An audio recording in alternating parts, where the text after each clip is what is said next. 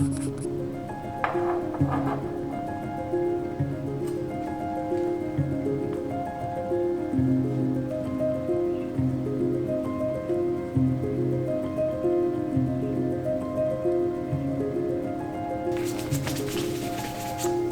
everyone, welcome to our channel. I am Nadia from the Nadia and Rob channel. And if you are new subscribers, thank you for subscribing. For those of you who haven't subscribed yet and are watching some of our videos or curious about this one, we do hope you stick around because I think you may like this video, even though it's a recipe review. Now last time, in case you haven't watched it yet, please click on the card above.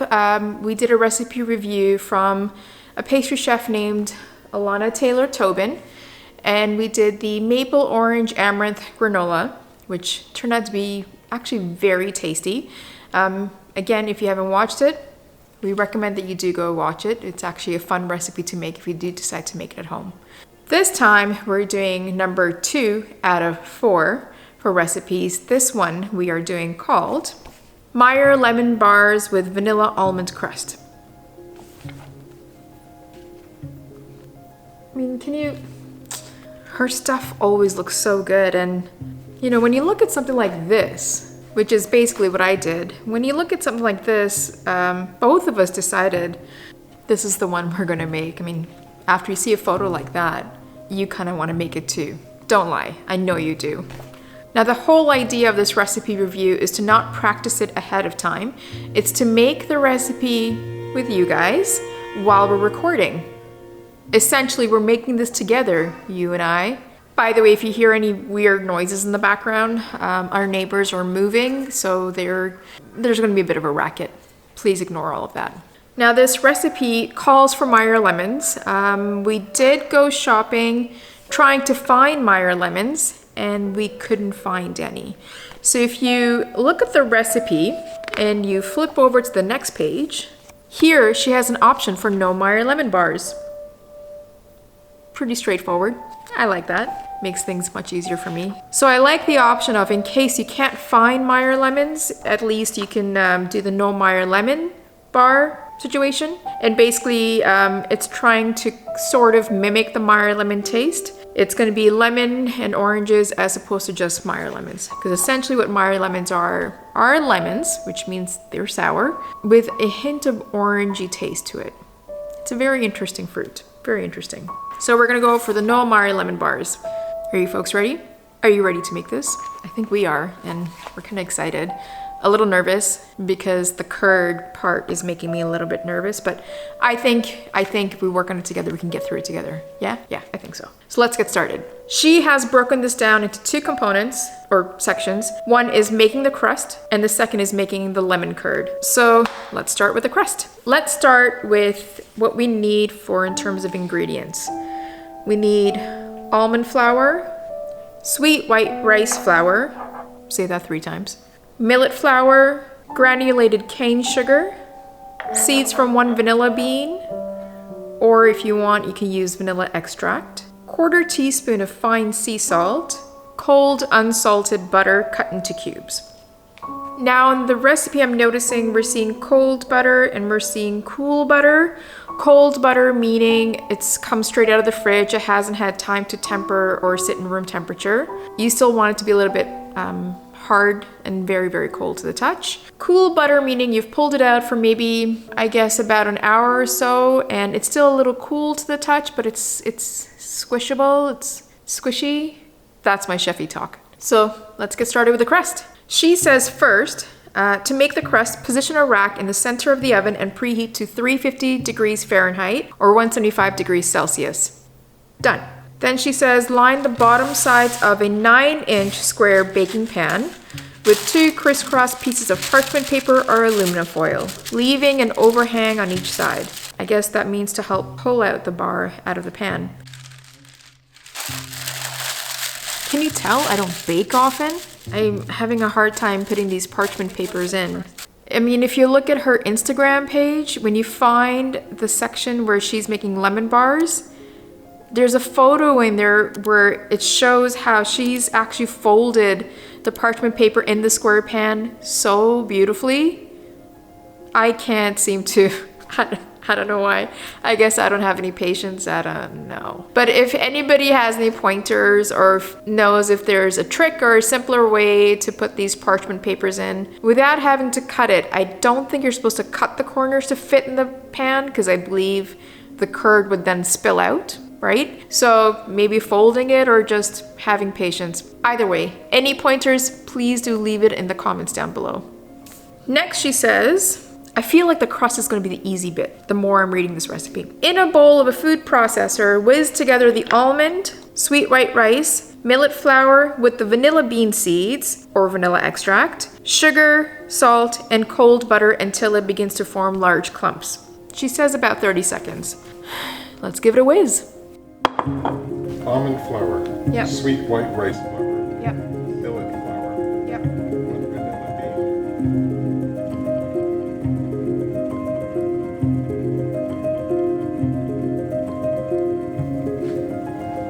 Where do you want me to put the vanilla? Here? Can you see here?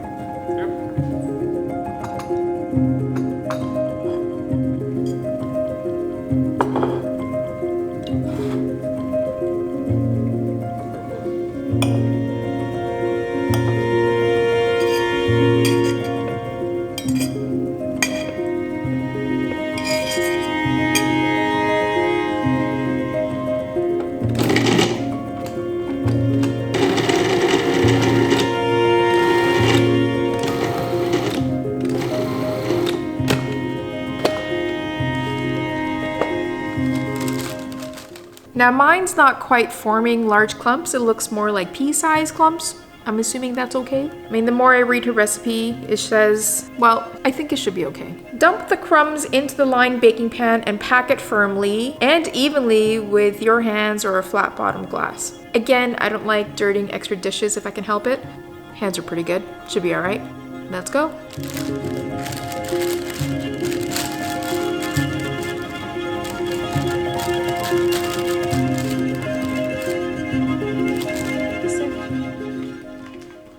She goes on to say, bake the crust until golden all over and toasty smelling about 20 to 25 minutes. Okay, into the oven. I wish we had smell-o-vision. I wish you could be here and smell what I'm smelling. It is smelling toasty. It is smelling very vanilla-y. Is that even a word? It smells really great in here. And if you grew up with the smell of baking, then this would be a bit nostalgic for those folks, I think. So it's been about 23 minutes. I've decided to pull it out because it's looking pretty toasty and golden as her instructions said. Then she says, use the back of a spoon to press the crust down firmly. This will hold it together when the bars are cut. Okay, let's use a spoon.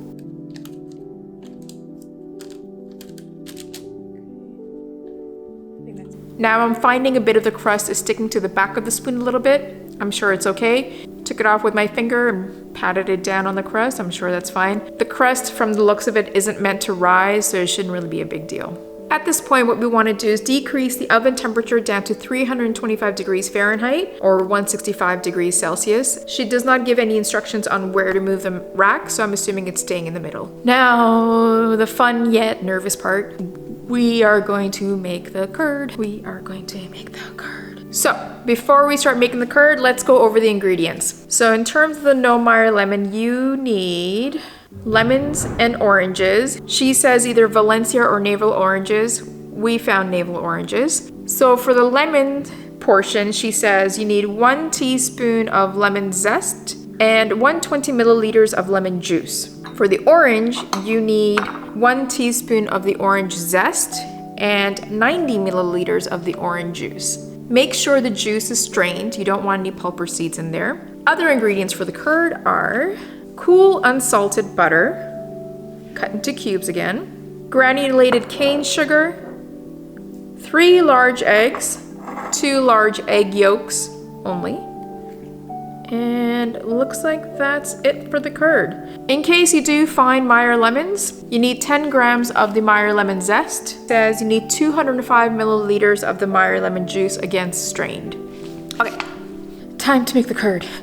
I'm a little nervous. So, set a mesh strainer over a heat-proof bowl or a large measuring cup and set aside. I'm assuming we'll need this to strain the curd, in which case I'm gonna make sure it's within hand's reach or arm's reach. Is it hand's reach or arm's reach? Arm's reach.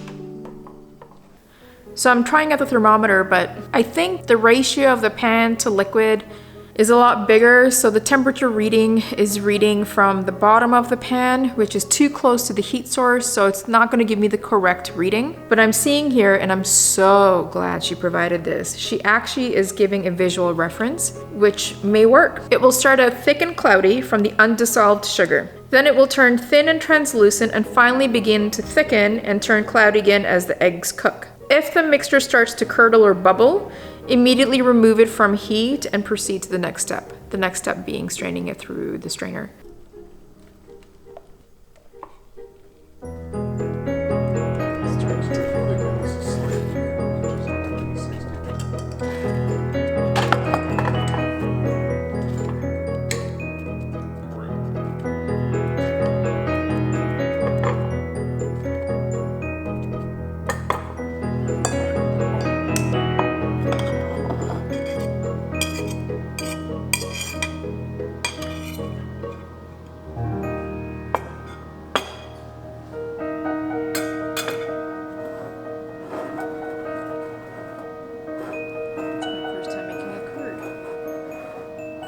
Looks excellent.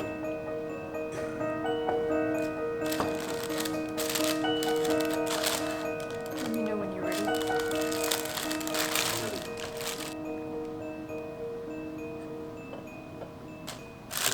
Can you do that again and get it from a different angle? Wait, what? Come on. It's like a jiggle.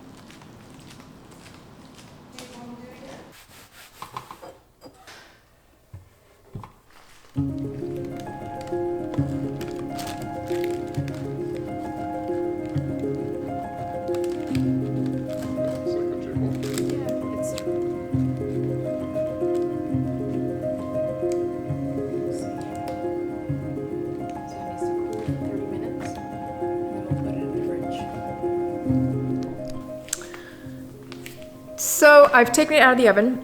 I actually ended up having to cook it for an additional, I think, 8 minutes. And it looks fine now. I think it's cooked. We're just letting it chill, and then we'll pop it into the fridge for a couple of hours, and we'll take a look at it afterwards. I'm actually very much looking forward to it. In terms of desserts, I'm not a big dessert eater, but I like citrusy stuff. I think it tastes very good.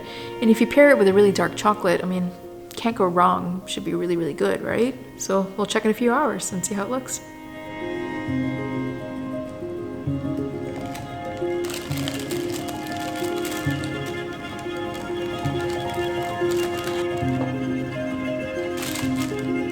Come down this side? This side? No.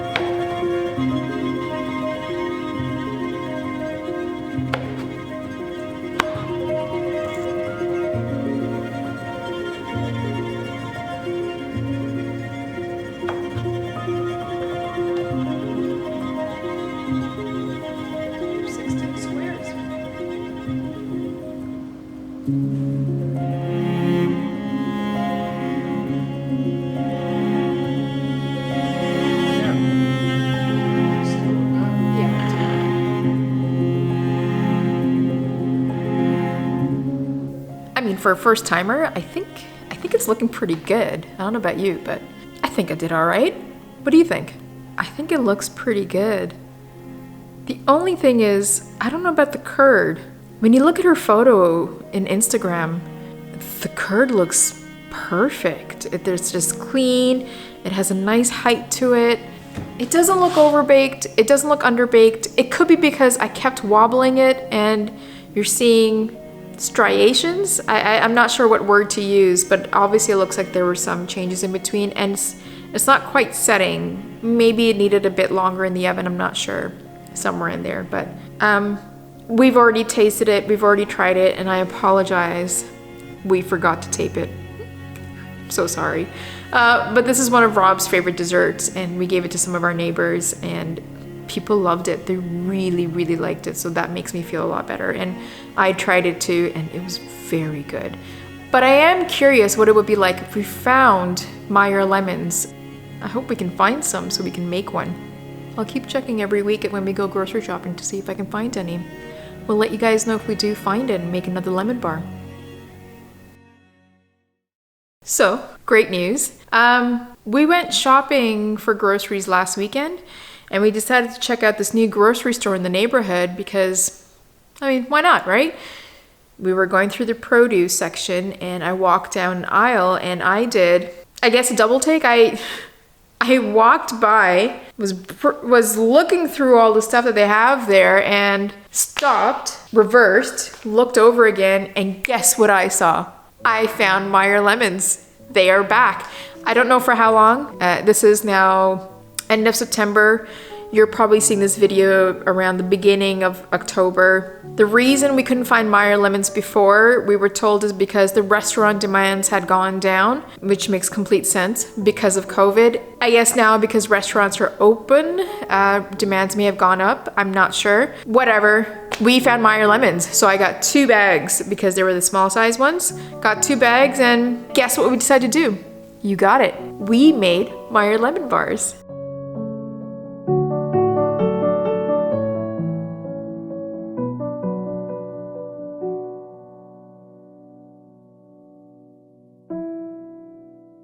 I just want to compare and see what it's like, so I don't know if there is any angels singing in the background. The curd looks beautiful. Look at it. I mean, just look at it. It's perfect. It looks like the way it does on Alanna's Instagram photo of that lemon bar that she made. It's got a good height. It cut really beautifully, really clean. Clean edges. Clean edges are always good. It didn't collapse. I don't know what was different this time. This time though, I did cook it for only about 18, 19 minutes and it was done. I gave it the wiggle test. It didn't quite wiggle, but there was no crack. The edges puffed up just a little the way she describes it in her book, but the center looked beautiful. Pulled it out, the edges settled down, and this is what you're seeing. A beautiful Meyer Lemon Bar that I'm mighty proud to make. And it just goes to prove, if it doesn't work out the first time around, give it a go the second time around, third time around, fourth time around, and you just never know. Sometimes practice does make perfect. And this time, just for you guys, we made sure to record the tasting right after we finished chilling it.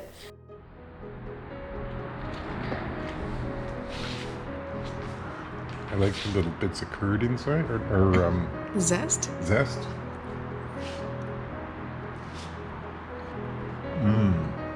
Good? Oh, it's delicious. Really good curd and crunchy crust. Oh, good. Yeah, it kept its crunch. Listen. Got a little crust in there. Also this time, I wanted to see how long it would actually take to make the lemon bar. Because for the purpose of the recipe recording, it took us about an 8-hour day. Yes, it's long. We need to always video and shoot the steps and the components, so it takes a while. But this time I wanted to see how long it actually does take without having to do a video recipe shoot. Because who out there is shooting video recipes? I guess just us crazy people. It took me about, from start to finish, before putting it in the fridge, about an hour and a half, which isn't too bad. It's pretty good. I can definitely manage that. But the taste, the taste.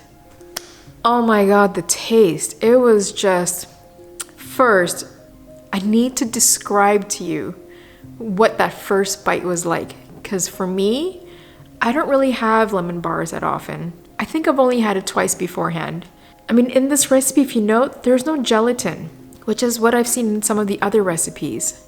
So I wasn't sure what to expect, but when you bite into it, and when we bit into it, the curd just kind of melted. It still had a shape to it, but it just kind of melted. And then first thing that hits you, surprisingly, is the sugar. Just a little bit, not a lot. Hits you a little bit, then you get the tartness, and then you get, which I think is unique to a Meyer lemon, which I think what makes it so special. There was a floral note to it.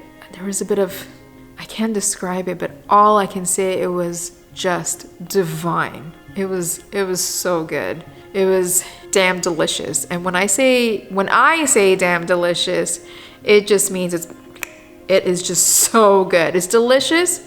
It's not only just delicious, it's damn delicious, and it is absolutely worth making. So if you do find Meyer lemons and you've had a lemon bar before, I say try the Meyer Lemon Bar. I think you will like it. When I find Meyer lemons again, I'm making this again. It was just so good. So good. What I'm so far enjoying about these recipe reviews is that it's enabling me to try recipes that I would never have thought of to try before, especially when it comes to desserts. And so far, I'm enjoying the journey, and I hope you guys are too, because I'm finding that it's just adding on to my list of other things to try and cook. I'm very pleased. Again, this was the 2 of 4 recipes. The third recipe that we're going to do is called, let me just find it. Here it is. It's called Rustic Plum Teff and Hazelnut Tart. Can you guys see that? Don't it look good? Rustic Plum, Teff, and Hazelnut Tart. Teff being teff flour. I don't think I've ever had or tried teff flour. Have you? If not, well, we'll be making this recipe together. So thank you for folks watching. Thank you for folks subscribing. And if you haven't subscribed, please don't forget to do so, because we'll be making recipe number 3. The 4th one, again, is going to be a surprise. I'm very nervous to do it. And if I tell you guys what it is, I feel like that's going to set the expectation high in my mind anyways. So we'll leave it as a mystery. But if you subscribe, like, and hit the notification bell, not only will you know when the next video is up, but it also enables us to keep making these videos for you guys. We really hope that you guys are enjoying it, because we're enjoying it very much. And it's opening up discoveries and, I don't know, new things to try. And what better way to do it than do it with other folks? Even with COVID and quarantine and the pandemic, this is the one avenue we can take where we can try things with other folks. So please join us. We'll see you guys next time. Bye.